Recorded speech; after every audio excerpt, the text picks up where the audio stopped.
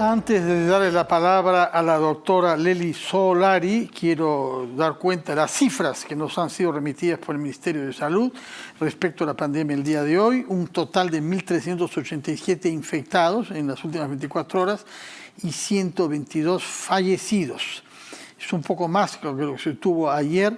Siguen siendo cifras relativamente bajas en relación a los estándares que habíamos alcanzado hace unas semanas, pero de todas maneras 122 muertos a cuyos familiares expresamos como cada día nuestras condolencias. Ahora sí, recibimos a la doctora Lely Solari, investigadora del Instituto Nacional de Salud. Señora Solari, muy buenas noches.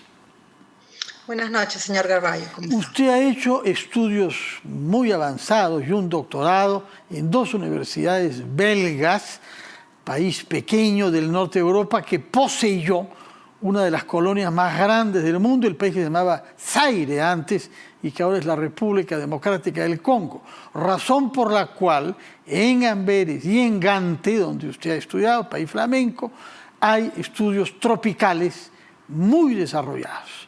Así que gracias a eso tenemos a una investigadora peruana que ha sacado experiencia de lo que los belgas hicieron para bien o para mal en el Congo, hoy Zaire, República Democrática del Congo. Yo por eso quiero preguntarle, ¿qué está pasando con la variante Delta en el Perú? Porque se nos habla de que en otros países es la variante predominante, que se impone porque es más contagiosa que otras, pero sin embargo, desde hace varios días nos hemos quedado con 4 casos y no hay más. Y se nos dice que la variante dominante en el Perú es la lambda. ¿Qué cosa está pasando y qué podemos prever que pase con la variante Delta si es cierto, como se dice, que es más contagiosa que las otras, aunque al parecer no se ha confirmado que sea más mortal que otras? Díganos, por favor, ¿qué sabe usted sobre las variantes presentes en nuestro territorio? Sí, efectivamente, gracias, señor Garballo. Solamente mencionarle que mis estudios fueron gracias a un tema de cooperación, ¿no? Yo fui becada a Bélgica y justamente en el contexto de la pandemia lo que nosotros tenemos que alentar es ese tema, ¿no? De cooperación con otros países, pero también entre nosotros. Es muy importante la cooperación y bueno, gracias por citar mis estudios y aprovechar la oportunidad. En relación al tema de la variante Delta, lo que nosotros hemos visto con todas las variantes de preocupación y de interés que han ido surgiendo durante la pandemia es que cuando viene una variante que tiene una ventaja comparativa con respecto al resto de los linajes que están circulando en una comunidad, esta variante entra y toma predominancia porque, como decía, tiene cierta ventaja. Puede ser más transmisible, puede que escape a los anticuerpos producidos por infección previa, tiene estas ventajas y entonces predomina, entra y se vuelve digamos, la vedette, la variante predominante. Esto pensábamos que iba a ocurrir con la variante brasilera, ocurrió en algunas regiones amazónicas como Loreto, Ucayali, donde sigue siendo la variante predominante. Estamos hablando de la variante gamma, lo que antes conocíamos como P1, pero no ocurrió así en la zona del centro y de la costa y del sur del Perú, donde entró la variante lambda, que es una variante que lamentablemente se ha originado localmente acá en el Perú. Nosotros estamos casi convencidos de que se ha originado en el Perú. Andina, se le llama andina para ser políticamente correctos y no dar nombres de países, ¿no? Por eso todas esas letras griegas, para no ofender a nadie. Sí, antes se le llamaba C37, ahora el nombre correcto es lambda. Efectivamente, lambda nosotros creemos que la L de Lima, porque creemos que acá fue que se originó.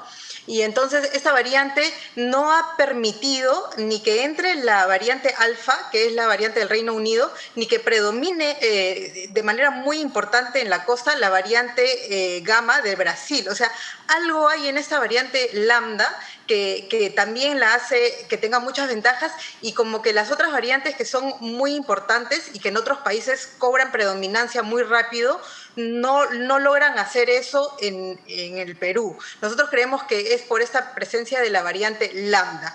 Eso no quiere decir que en el futuro, que en las próximas semanas, la variante Delta, que es la variante de la India, no tome predominancia. Es lo más probable. Pero sí vemos un retraso en ese ascenso en comparación con otros países donde llega y rápidamente toma predominancia. Hay algo en la variante Lambda. Pero usted puede dar fe de que se están haciendo el número de test, de pruebas rigurosas necesario, el número necesario para determinar claramente qué tipo de variante está predominando. No estamos especulando, hay acá data empírica.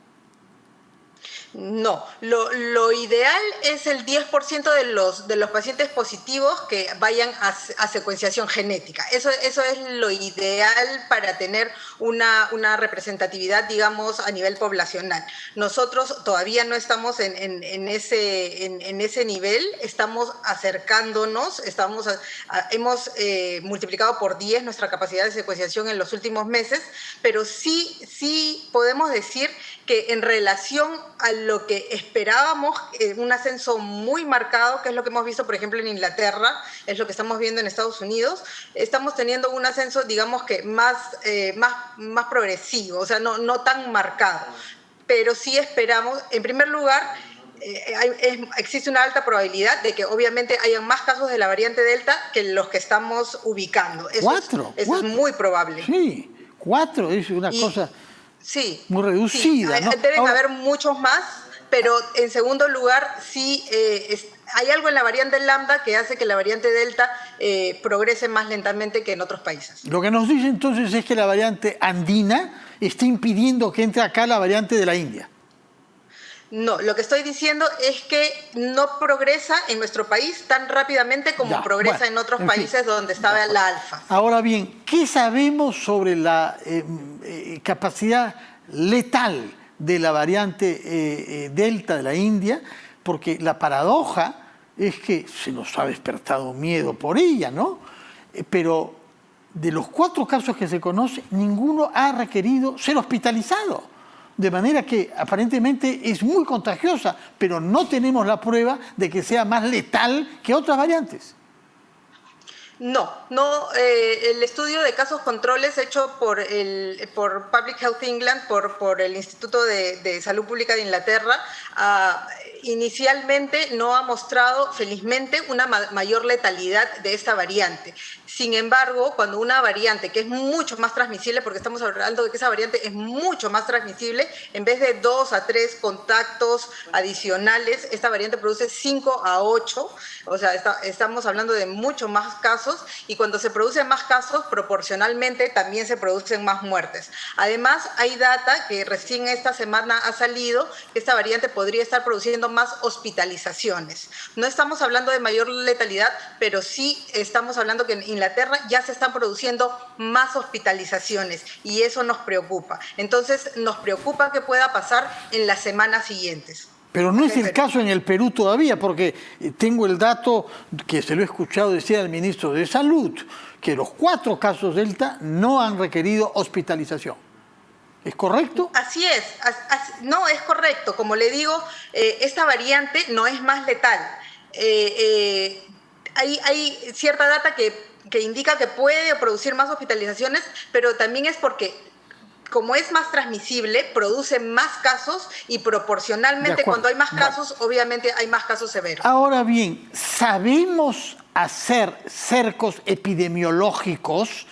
¿Estamos en capacidad de rastrear los contactos de las personas infectadas para detectar a tiempo a dónde se está generalizando la infección y detenerla? Sí, esto es una pregunta que tiene varios aspectos. por ejemplo, a este caso inicial, a este caso que nosotros llamamos índice de la variante Delta, tanto en Arequipa como el caso de Lima, nosotros hemos hecho efectivamente el rastreo epidemiológico, hemos rastreado todos los contactos. Por ejemplo, en el caso de la variante del paciente de Lima, se han encontrado 8 contactos positivos que están siendo sometidos a secuenciación genética y probablemente estos contactos también tengan la variante Delta, ya están aislados, ya están totalmente controlados. Sin embargo, obviamente puede ser que en el futuro se encuentren más casos de esta variante. De acuerdo. Señora Solari, puesto que el tiempo corre, yo quisiera saber, dada su formación y su experiencia y su acuciosidad, ¿qué terapia es hoy la que se aplica ante casos de COVID? ¿En qué hemos mejorado nuestra respuesta médica, terapéutica, ante casos identificados como de COVID-19?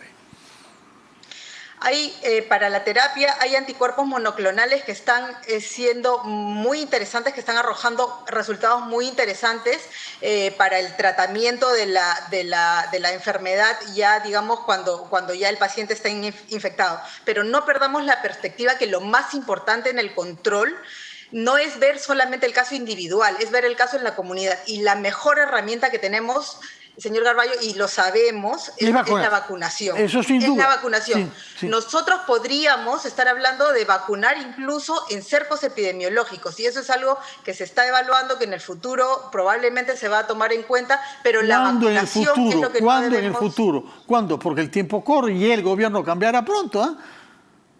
¿Cuándo es el futuro para usted? El futuro es las próximas semanas.